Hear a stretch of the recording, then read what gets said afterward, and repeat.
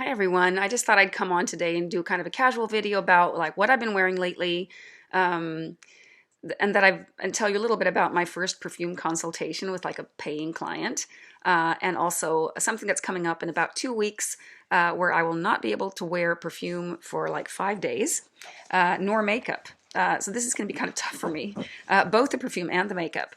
I'll tell you about that at the end of the video, but first I'll tell you a little bit about what I've been wearing. And the scent of the day for me is Artemisia from Penhaligon's. The reason I chose this today is that I'm going to this like networking kind of lunch with a former boss of mine. I didn't want to come across too strong, and this works. This always works. And then I'm also meeting up with a friend like at 1:30 or 2 o'clock this afternoon, and we're going to probably be doing some perfume sniffing, and by then this will have worn off so I can, go all in and try perfume on my skin. This is it's a beautiful floral luxury fragrance that has really nice buttery undertones. I think it's from the orris root in here, but it also has like notes of tea, green apple, I think violet as well. It's a beautiful, very versatile fragrance. Highly, highly recommend. Yesterday morning I wore this fragrance that's a little more on the odd side, yet I really love it so much. It has like cacao. I think there's like mint or something in here. What is it? Yeah, I think it's like mint, cacao, or even chocolate. I'm not quite sure, but it also has the note of wheat, lavender. What else is in here? It's like really fresh, but it's also a little bit gourmand at the same time, but it's not like a heavy sweet gourmand. It's not super sweet. It's really fresh. And the funny thing is that, or the interesting thing is that my client who came Thursday, he had grown up on a farm and he could definitely detect the wheat note in here because he says it smells just like when you separate the wheat from the chaff. And I'm not really familiar with that smell, even though I did also a little bit grow up on a farm. I mean, my parents or my father used to own this big farm with some cousins, and we used to celebrate, like New Year's and Eve there and Easter's and everything. But I don't remember the smell. But this is a beautiful mid-morning kind of fragrance. Not super long-lasting power, but it is it's moderate performance. I think it's beautiful. I think it's really nice. And then I have some fragrances that I've decided to, let's see, pass on. I mean, some of them are just little samples and decants. One is Promise from Frederic Malle. This is way too heavy and way too masculine and oriental for me. It's an overdose of Nagarmata, which I think is really a difficult note for me. And it's very animalic to my nose. Tubereuese Neu from Tom Ford. I can't stand. I think I did mention that in a previous video. Don't like it at all. And then this other, what is this? I'm getting cat hairs on things here. My cat is here. This little cute sample with little fake blood drops coming down the sides is called U.M.B.R.E, or it's really .u.m.b.r.e from the house of Adi Ale Van. They really take presentation seriously, this house. I don't know about their fragrances. I think maybe I'm not there yet. It is a kind of a gourmand, coffee, chocolatey type of fragrance. It's too heavy for me. For me, it's all base notes. It's too boozy. It's too deep. It's too dark. So I'm not into that. Another one that I will be passing on, although I still think it's quite pleasant, is Ben Delirious from Atelier d'Orange. I think it's discontinued. It's kind of an irisy, leathery fragrance, but it has cherry. It's kind of gives me a metallic kind of feeling. I don't love it. So I'm gonna pass these on to somebody. Oh, and a fragrance that I am definitely also gonna pass on is Creme de Cuir. I have this little vial from BDK Perfumes. And this house, I think, is a really mediocre house, I'll have to say. There's not much there that I think is full bottle worthy for the price they're asking. This perfume has a synthetic quality to me that makes me not want to wear it. I mean, it's a really soft suede leather note, so the leather isn't the problem. It's something else in here. And it also it has something kind of cold in the dry down. Then I realized what this reminded me of, and it is Remarkable People from Atelier d'Orange that I just kind of swapped with someone. because I found that a tad too synthetic as well. Or I mean, I thought it was okay, but I didn't reach for it. And the overlapping notes are sandalwood, grapefruit. And I realize I don't like grapefruit in perfume very much because I don't think it's done in a natural way. And even if it was done in a natural way, I do love the smell of fresh grapefruit, but I'm not sure I want to smell of it. So, and then it also has pepper, but this one has both pink pepper and black pepper, and Remarkable People has, I think, black pepper. That one has like a champagne note as well. It's just a weird combo of notes, and I feel the same about this. It's just not worth reaching for. The world is too full of good perfumes, and I have too little skin and too few days and hours to wear perfume, so this is going to be passed on as well. Then another one that was kind of a pleasant surprise that has been in my closet like forever. It's Ambre Cello. And I thought this was kind of like an amber, like a standard or base kind of amber, you know, like a labdanum heavy kind of amber. But it's not. It's very light and it's a little bit floral. It's kind of I just have to spray it on now to remind myself, but it's kind of like, it has some like ambery notes, but like it has myrrh and benzoin and tonka and vanilla. But it doesn't have those like labdanum and heavy woods and stuff like that. It's just really easy to wear. It's semi-sweet, semi-smoky. It's really pleasant and easy to wear, and the projection is kind of like moderate. So if you don't want to wear something really heavy, I think this could even be worn in the summertime. And it has bergamot as well. I really like it. I really like it. I'm going to wear that more. I just have kind of forgotten about that I had it. Let's see. Oh, one that I've been... Oh, first one more pass. This is Nuit de Sables from BDK. Another example of that BDK does not quite deliver, according to my nose. This is an overly bassy, nutmeggy rose fragrance. Leans super masculine. It has the note of sand, which I'm not quite sure. It's supposed to give kind of a mineral tone. I think this is just so dominated by nutmeg. It's a little boozy. It's just all, I say this all the time, but this is just all base notes. I don't think it quite qualifies as a good niche perfume. So that one's going to be passed on. I can't see a man really enjoying that either. I just don't think it's good perfumery, to be honest. And I am the honest perfume reviewer. I will be brutally honest if I have to. Okay, so another fragrance that I want to talk about on the positive side of things. And I'm completely in love with this fragrance. It is Cacao Porcelana from Atelier Materi. And I'm just so bummed that I could have bought this secondhand from a friend. It was like she had a half full bottle, and this is a pricey fragrance. It's like $250 or something like that. It's just a beautiful combination of patchouli and cacao, and I love this combo. They work so well together, these notes. And there's also some other like floral notes thrown in here. It has, surprisingly, the note of Immortelle, which I normally don't like, which is kind of like a hay-like note. It's just, this fragrance is just, it has white tobacco, I would never have thought, but Davana, which is a bitter kind of note. And I like bitterness. I like galbanum and I like Artemisia. So maybe Davana is something to look more into. It has some tonka. It has rum as well. I just think this is really light. The only problem I have with it is the performance. You want to kind of add more after a few hours. And also I kind of have to like hunt for the fragrance on my skin. It doesn't project that well. So that's kind of a bummer, but I'm considering to buy it anyway because I think it's so darn beautiful.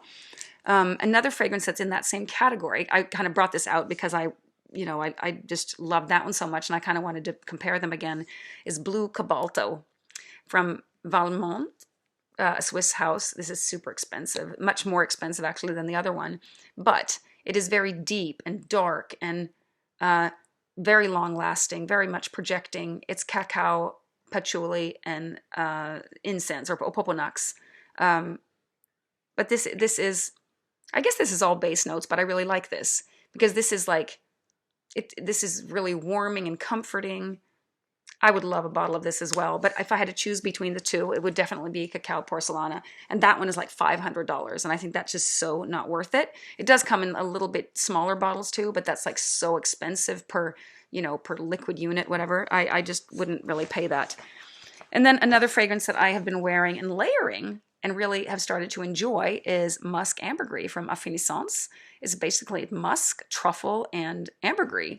maybe some other note in here. It smells a little bit like dirty hair and like human being, but it's kind of skin-like. But it does add a lot of depth to a fragrance, but I do like it on its own if I'm in the right mood. You can put like anything on top of this and it'll just kind of deepen the fragrance. I swapped this with somebody. I wouldn't have gone out and bought this, but now that I have it, I'm really enjoying having it in my collection. Okay, so I'll tell you a little bit about this man who came to my house and sniffed perfume, and what he liked, and I kind of took him through different categories. The only category that I would have liked to, have been more prepared for was like vetiver, because I think vetiver, a lot of men really like vetiver, and there are some really fresh fragrances within that category that I would like to have in my collection. I used to have Bal D'Afrique from Byredo. I no longer have that. I won't be repurchasing either. I don't think it's good enough value for money, considering its performance, and I already know it. I don't think it's that exciting anymore. I've been through a bottle of it. But I took him through different categories, and it was pretty obvious that he was not really a freshy kind of guy. He was into kind of like the same fragrances as me, heavier, kind of spicier, more oriental-leaning fragrances. But there was a fresh fragrance or two that he did actually, that ended up on his short list. He went home with a short list. I wrote down the perfumes that he liked, and also like where he could get them and where he should wait for deals and not just buy full retail price. And then also he got some like mini, some samples and mini decants to bring home so he could try at home before buying. So his favorite fragrance was this one, Rosendo Mateu number 7. This one together with Le Lion, these two fragrances both gave him boat vibes, like being out at sea, sailing in a boat, kind of with like mahogany furniture. I think it's like the birch tar. I don't know if this one has birch tar, but this one definitely does. Kind of there's a storm blowing up, and you want something kind of like tarish. I don't know. These really, he was a real visual person. Like every fragrance that I put under his nose, he started to paint a picture. Like, oh, I'm getting this, I'm getting that, and like memories from childhood. And it took him a while to like find them, but it was interesting to hear, what he associated with what. And hearing him say this thing about the wheat, he said for this reason that he got this, chaffing wheat kind of vibe, he wouldn't wear this. But he thought it was interesting, to just have this little trip down memory lane through fragrances, because he was the kind of guy that, he wears Le Malle and 1 Million today. And I think he's got another fragrance or two, but he's not a fragrance kind of guy yet. Then he really liked Pineapple Vintage. This one is a dupe for Creed Aventus. He liked it, and he could definitely get the pineapple. This I tried just to kind of prepare for this consultation. I wore this, and I also wore Falcon Leather. He really liked this as well. This is from Matia Premiere. This has like saffron and birch tar as well. I think he liked birch tar. And these are both like really long-lasting fragrances, but they're both a little bit too masculine leaning for me to wear them often. But I will, I think, wear them from time to time because I think they're both really nice fragrances. I'm not a real dupe kind of person. I don't like the whole idea of dupe, but I just wasn't ready to pay $300+ for Creed Aventus, which I'm not even going to wear. I just kind of like to take off the cap and sniff it, He liked Antico Caruso, which is a really nice kind of gourmand-leaning citrus fragrance. Very much... So he did like a fresh fragrance here and there. And one that he did like was actually this one, Orangea from Perfume Roma. He said this was like a mingle kind of fragrance. You're walking around among people in the summer with rosé in your glass. Yeah, so that was that one. Then he really liked Koala from Zoologist, because he's kind of a guy who spends a lot of time in the forest, and this is quite piney. And I kind of talked him out of like considering buying a full bottle of this, because if you're only going to get 2-3 bottles, this is not like a people-pleasing, it's not a night out kind of fragrance. It is appropriate for the office. No, I don't think it's offensive in any way. I just think it's more of it's a conceptual kind of fragrance. I don't think that he would. I kind of, just said, think about it. Think about it before you purchase, because it's also quite pricey. One that I did kind of encourage him to get and to like and put on his short list is this one, Bottega Veneta, for her, the EDP. This is beautiful on men because I've experienced it many times. I think it's beautiful on women as well, but it's a really nice soft leather kind of fragrance that also has some florals, um, a little bit of oak moss. It's just and it's a kind that it just gives off enough scent to be perfectly office safe. Like maybe you give someone a little hug and you get a little whiff of it. So if you're not hugging people, they won't really maybe notice until maybe you pass each other and you get a little something, but it's not like loud in any way. And you can find it everywhere. This is like really accessible, and it comes in like in a 30 and a 50, no, in a 30 and a 75, I think. Maybe a 50 as well. I'm not sure. But it has become quite pricey. I'm surprised at like how designer fragrances have really gone up in price a lot. Like this, even secondhand, this is like expensive. I'm going to buy a full bottle when I've been through this mini, but it has lasted me a long time because I rotate between so many fragrances, but I really, really like this. I think it's really good. But I happen to own Iris Prima as well, and it's a little bit similar to this. Yeah, I think those were the fragrances I wanted to talk about. Oh, I wanted to talk about one more fragrance that I am in love with at the time. Or is it? No, that's not it. I have the sample here somewhere. I just have a sample. It's from Maison Sur Poudre d'Or, Gold Powder. And I think the name is really good, but it's really nice iris powdery fragrance with some tiara flower, which is tropical flower. So it's a little bit sweet, but not too sweet. It has like a base of, I think it has sandalwood in the base. It is just, I just love it. The only thing that I'm a little bit worried about is that I might get bored with it. Like it's too perfect, kind of like I got with Honoré Delights. Woman Gold is also like a little bit too perfect. Once I've, figured it all out, I get bored with it. So I kind of like, fragrances that are a little bit more complex. This one is kind of like very linear. It stays the same. It's created by Alberto Morillas, and I'm really excited to explore this house of Maison Sur. I think they have many wearable fragrances, and I think that maybe I need this powdery iris in my collection. I do have it's different than the other irises that I have because it is has a little bit of a tropical sweetness in it, and it's I think more powdery than like infusioned iris is more transparent and not as powdery. I don't know. The irises I have are different to this one. I think it might be similar to Sumo Wrestler. I should, my friend has that. I should go to her house and compare them side by side. That one is a little bit harder to access for me because they sell it in the States, and I'm not planning a trip to the States in the near future. So I have to kind of go with what's being sold here in Europe. It just makes it easier. But I'm sure I can find it maybe somewhere. I'm planning maybe a trip to London later on like in the spring or summer, to meet with a book club that I've been a member of for 2 years, and I've never met them in real life. I've only met them digitally, but I really feel like I know them. That would be really, really something. Yeah, and then I just wanted to say a few words about what I'm going to be doing at the end of the month where no perfume is allowed. I'm going to go to a retreat. I signed up a while back. It'll be my first time away from the kids for 4 nights. I'm a widow, so I have my kids, I'm in charge of them. But my youngest son is going to be 17 soon, and he does kind of have special needs for different reasons. So he's kind of not like your ordinary 17-year-old, because if it had been my daughter who was 17, I would have left long ago for 4 nights, no problem. But I have kind of a plan. I'll be stocking the fridge. My mom will be coming by.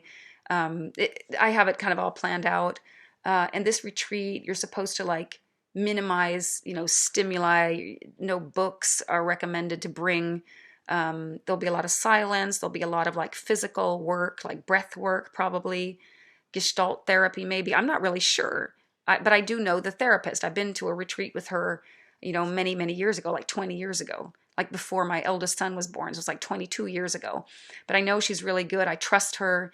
But for me, it's like, this is not going to be comfortable because it is really like an kind of introspective kind of retreat. It'll be everything but intellectual. It'll be more spiritual, more emotional, going to the core of your fears, because I do think fear is holding me back right now in terms of like work, like options to consider. There's all this fear blocking me, like fear of losing what I have, fear of becoming, you know, like mentally sick, not like mentally sick, but like, you know, getting anxiety because I can't get my whole life together with the kids and the house and the car and the cat and you know, with a career job.